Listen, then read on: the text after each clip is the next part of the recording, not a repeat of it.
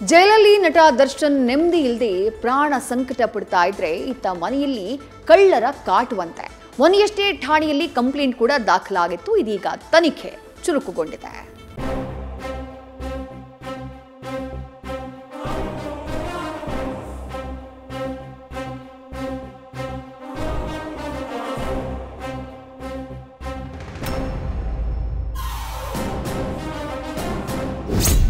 ಚಕ್ರವರ್ತಿಯಾಗಿ ಮೆರೆದಿದ್ದ ನಟ ದರ್ಶನ್ ನೆಮ್ಮದಿಲ್ಲದೆ ಕತ್ತಲ ಕೋಣೆಯ ಕಂಬಿ ಹಿಂದೆ ಪ್ರಾಣ ಸಂಕಟ ಪಡ್ತಿದ್ದಾರೆ.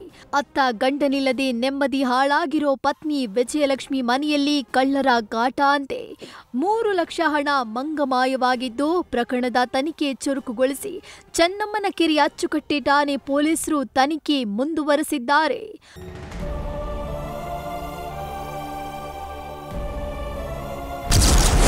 ಅಯ್ಯಯ್ಯೋ, ದೇವರಾಣಿಗೂ ಕದ್ದಿಲ್ಲ, ಹಣದ ಬಗ್ಗೆ ನಮಗೆ ಗೊತ್ತೇ ಇಲ್ಲ. ಪೊಲೀಸರ ಟ್ರೀಟ್ಮೆಂಟ್ಗೆ ಗಳಗಳನೆ ಕಣ್ಣೀರಿಟ್ಟ ಮನೆ ಕೆಲಸದವರು.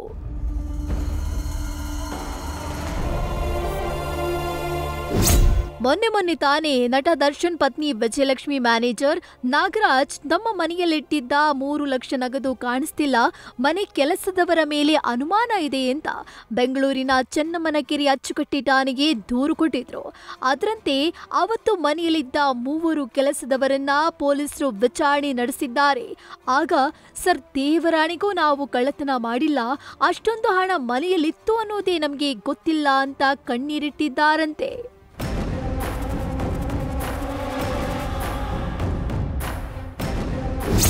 ಹಾಗಿದ್ರೆ ಎಲ್ಲೋಯ್ತು ಆ 3 ಲಕ್ಷ ರೂಪಾಯಿ?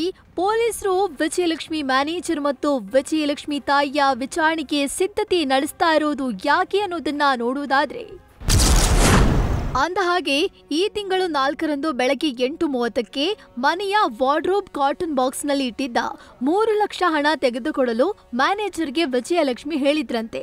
ಸ್ವಲ್ಪ ಹಣ ಕೊಟ್ಟು ಉಳಿದ ಹಣವನ್ನ ಮ್ಯಾನೇಜರ್ ಅಲ್ಲೇ ಇಟ್ಟಿದ್ರಂತೆ.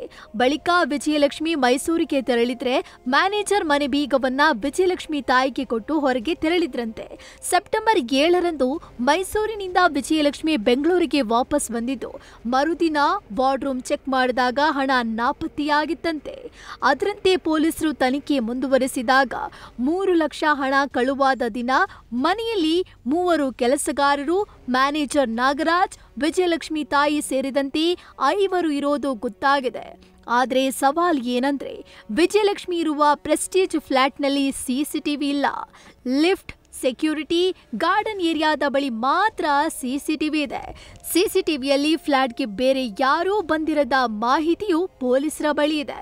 ಹೀಗಾಗಿ ಸಿಸಿಟಿವಿ ಟೆಕ್ನಿಕಲ್ ಎವಿಡೆನ್ಸ್ ಆಧಾರದ ಮೇಲೆ ವಿಜಯಲಕ್ಷ್ಮಿ ಮ್ಯಾನೇಜರ್ ನಾಗರಾಜ್, ವಿಜಯ್ ತಾಯಿ ವಿಚಾರಣೆಗೆ ಪೊಲೀಸರು ಸಿದ್ಧತೆ ನಡೆಸುತ್ತಿದ್ದಾರೆ.